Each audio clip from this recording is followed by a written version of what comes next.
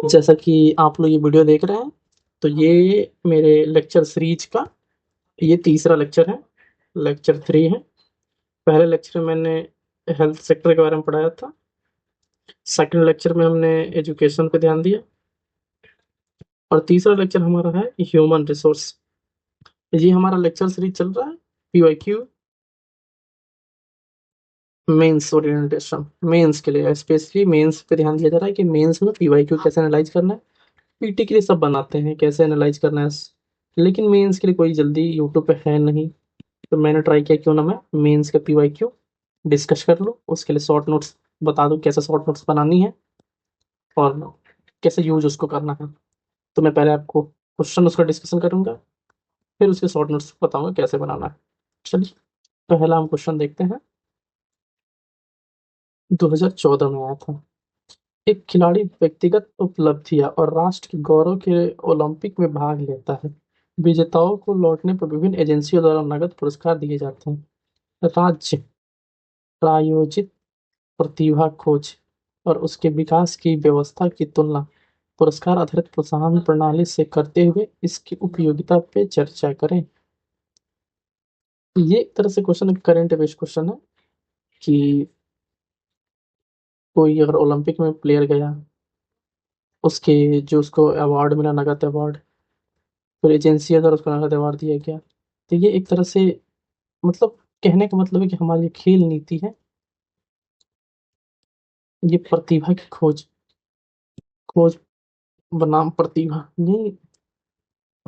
मतलब इस क्वेश्चन में था कि हम पुरस्कार पे ध्यान दें कि प्रतिभा पे ध्यान दें।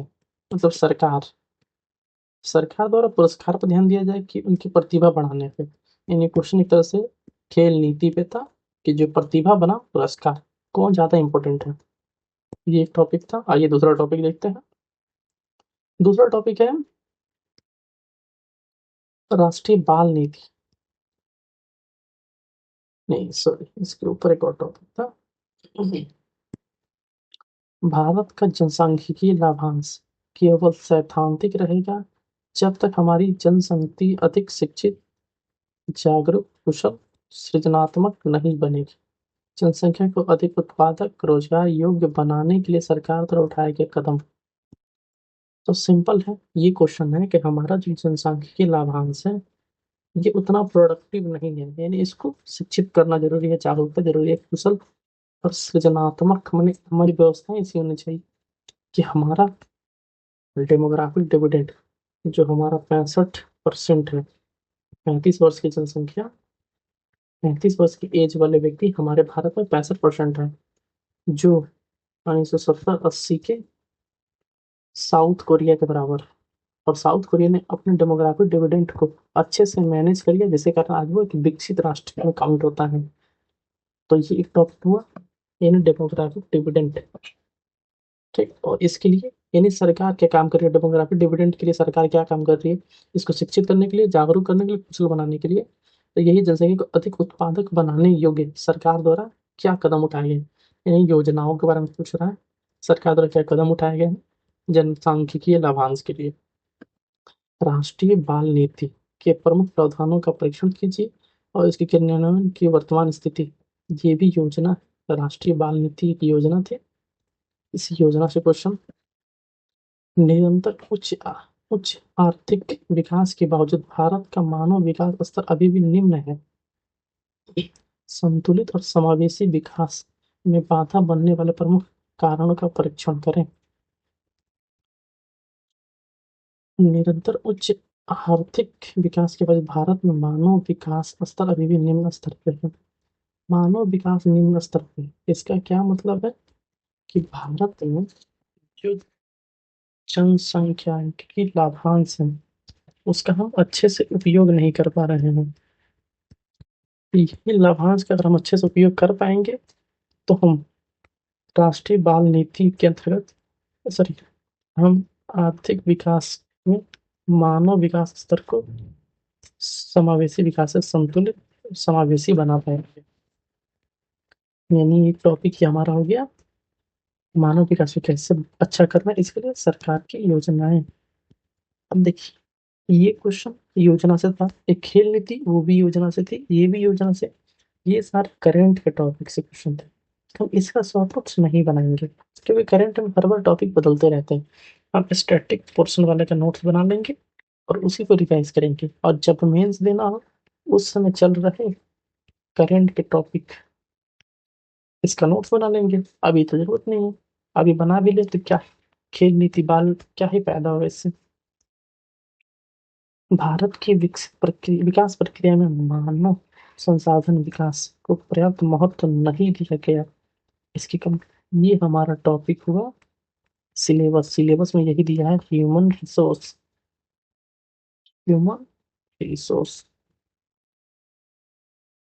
एंड उससे जुड़े मुद्दे।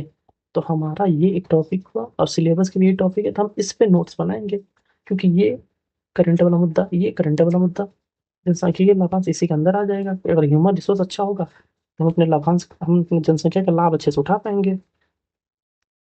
चलिए अगला क्वेश्चन हो, कौशल विकास कार्यक्रम ने विभिन्न क्षेत्रों में, ये भी योजना है, मानव विकास की उपलब्धियों को बढ़ाया है। इस संदर्भ में शिक्षा कौशल रोजगार के बीच संबंधों का विश्लेषण करें। ये भी योजना से क्वेश्चन।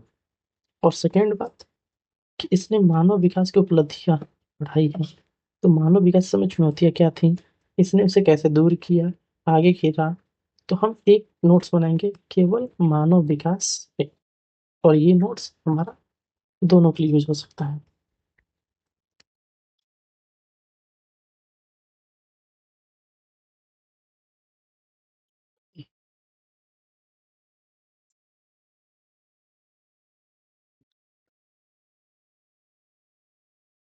तो हम इस पे नोट्स बना लेंगे अपना।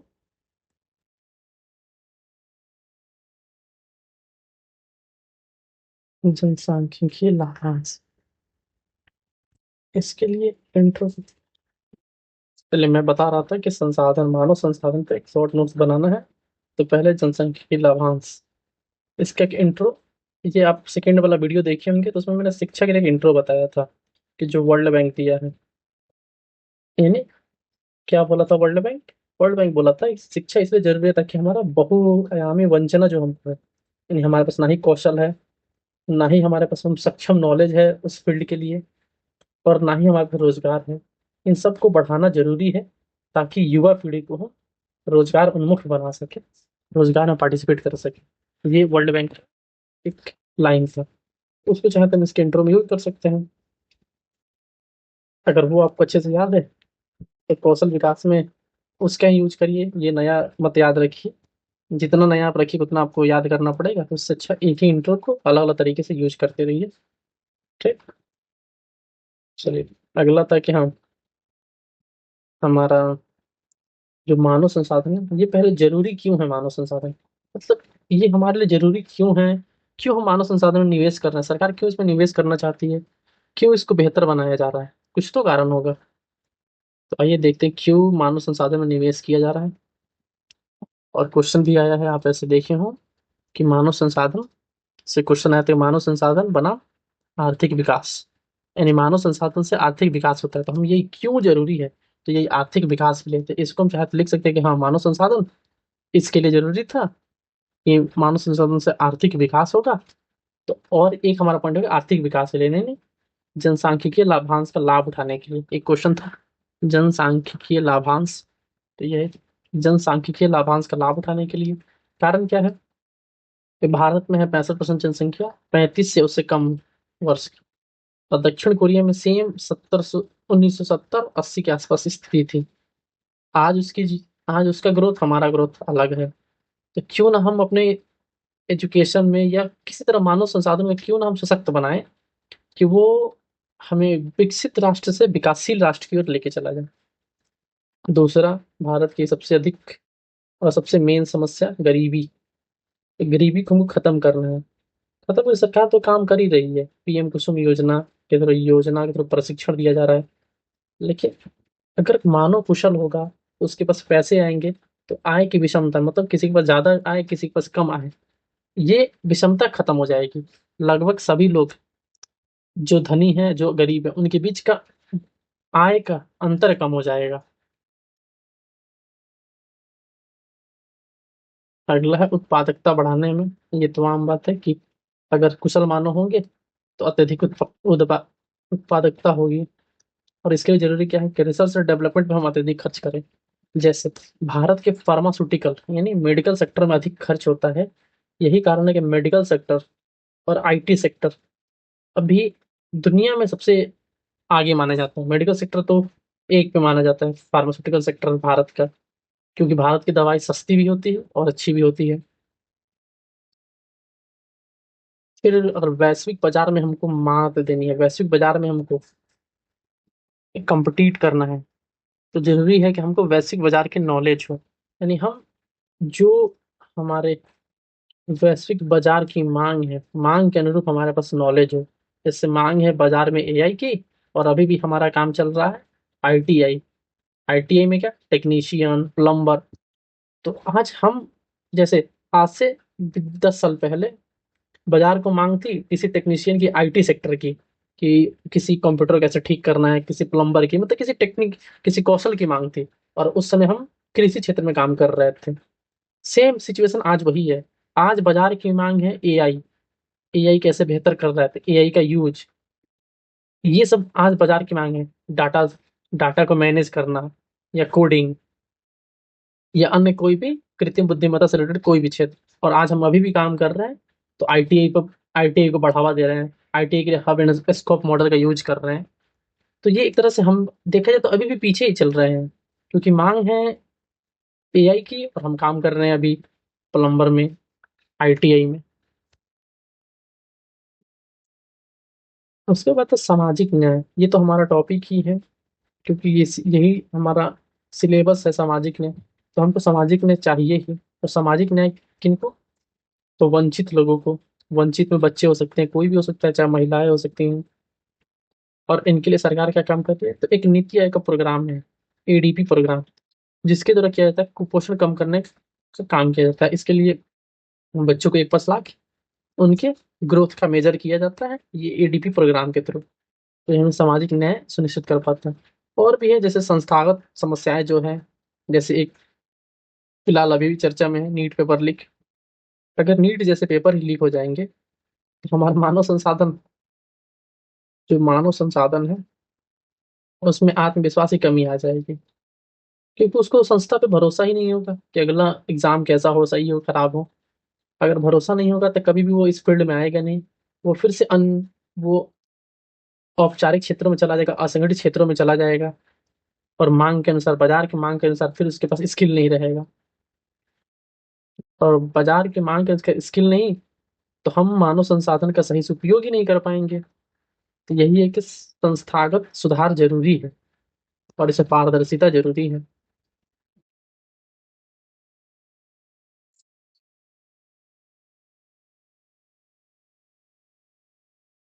फिर अब देखते हैं कि हाँ ठीक, ये समझा हमने कि अच्छा ठीक, जरूरी क्यों था, क्यों आवश्यक है, ये इसके महत्व क्या है।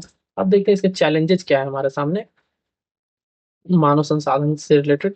मतलब मानव संसाधन के लिए चुनौतियां कौन सी है, यानी आखिर हम मानव संसाधन को व्यवस्थित क्यों नहीं कर पा रहे हैं, मतलब उसका उपयोग क्यों नहीं कर पा रहे हैं अच्छे से। पहला वही कौशल विनिमय, यानी हम शिक्षा किसी और चीज की दे रहे हैं, मांग किसी और चीज की है। बाजार में मांग है एआई की, हम शिक्षा दे रहे हैं अभी भी आईटीआई की। मांग है उसकी, लेकिन ज्यादा डिमांड एआई का है, तो हम एआई के लिए स्किल कर ही नहीं रहे हैं लोगों को। तो ये आगे चल के फिर आज से 10 साल बाद हम वही एआई में लगे होंगे, और दुनिया बाकी मांग, बाजार की मांग के अनुसार दुनिया चलेगी। दुनिया में किसी और चीज की मांग होगी उस समय। रिसर्च और डेवलपमेंट पे खर्च किया जाना चाहिए। अभी फिलहाल जीडीपी का मात्र 0.6% खर्च होता है। वही साउथ कोरिया 4 से 5% खर्च करता है अपने जीडीपी का। एक छोटा सा कंट्री 5% कर रहा है। और इंडिया जैसा बड़ा और जीडीपी भी बड़ा बड़ा कंट्री अगर सिर्फ 0.6% खर्च कर रहा है रिसर्च एंड डेवलपमेंट में, तो हम कैसे मार्केट को कम्पीट कर पाएंगे। एक ये तो है ही, लैगी असमानता है, क्योंकि महिलाओं की भागीदारी केवल होम मेकर में है, यानी घर में खाना बनाने, घर के लिए। यही है कि हाँ, एक रिपोर्ट आया था, periodic labour force survey report, जिसमें फीमेल मात्र 41% फीमेल ही है जो किसी क्षेत्र में भाग पार्टिसिपेट कर रही हैं, लेबर फोर्स मतलब श्रम में पार्टिसिपेट कर रही हैं। बाकी लोग लगभग 59% नहीं कर रहे हैं, वो होम मेकर के रूप में काम कर रहे हैं।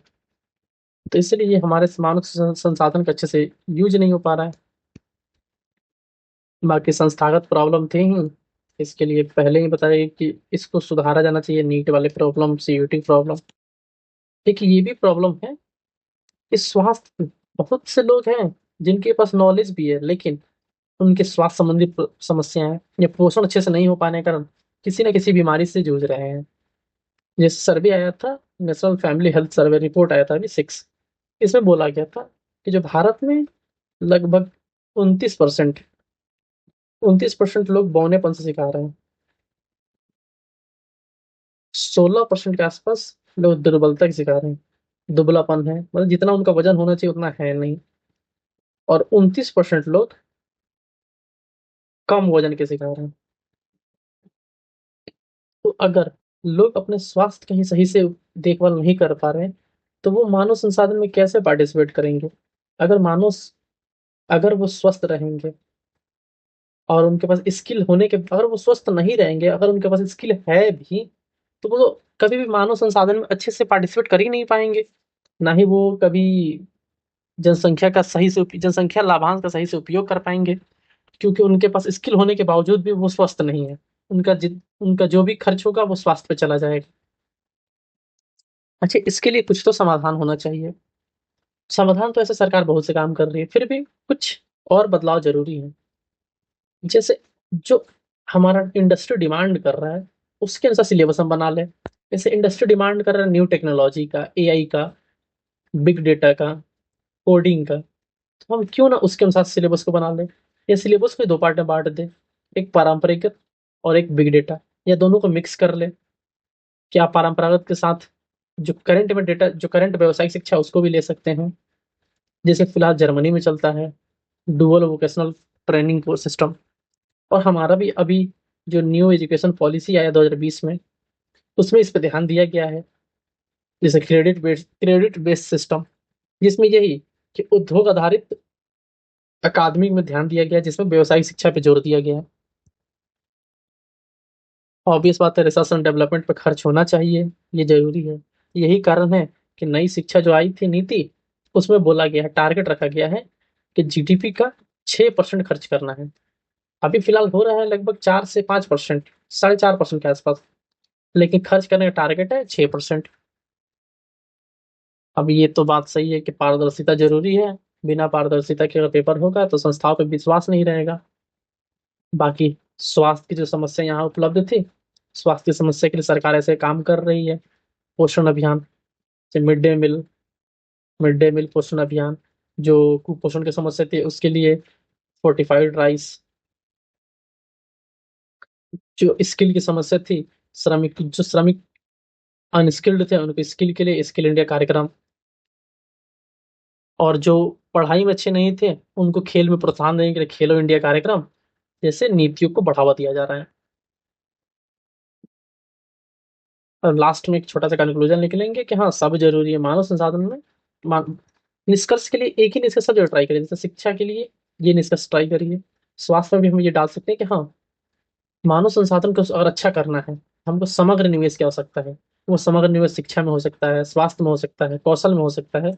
अगर ये कर देंगे तो भारत में जो जनसंख्यांकी आपदा है, उससे हम बच के विकसित भारत की ओर निकल जाएंगे, जो हमारा लक्ष्य 2047 का। हम उस लक्ष्य को पाने में या पाने के लिए तत्पर हो जाएंगे, या वहां तक पहुंचने में हमको आसानी होगी। चलिए, ये टॉपिक हमारा ह्यूमन रिसोर्स था, बहुत छोटा सा टॉपिक था।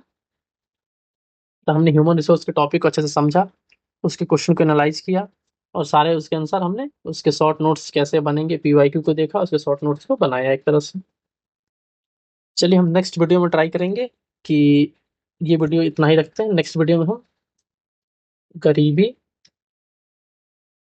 और भुखमरी, ये दोनों को साथ में खत्म करेंगे, क्योंकि दोनों एक दूसरे से इंटरलिंक है। तो ये दोनों टॉपिक हम नेक्स्ट वीडियो में ट्राई करेंगे। यहाँ तक के लिए इस वीडियो पे ही खत्म करते हैं, मिलते हैं नेक्स्ट वीडियो में, तब तक के लिए गुड बाय।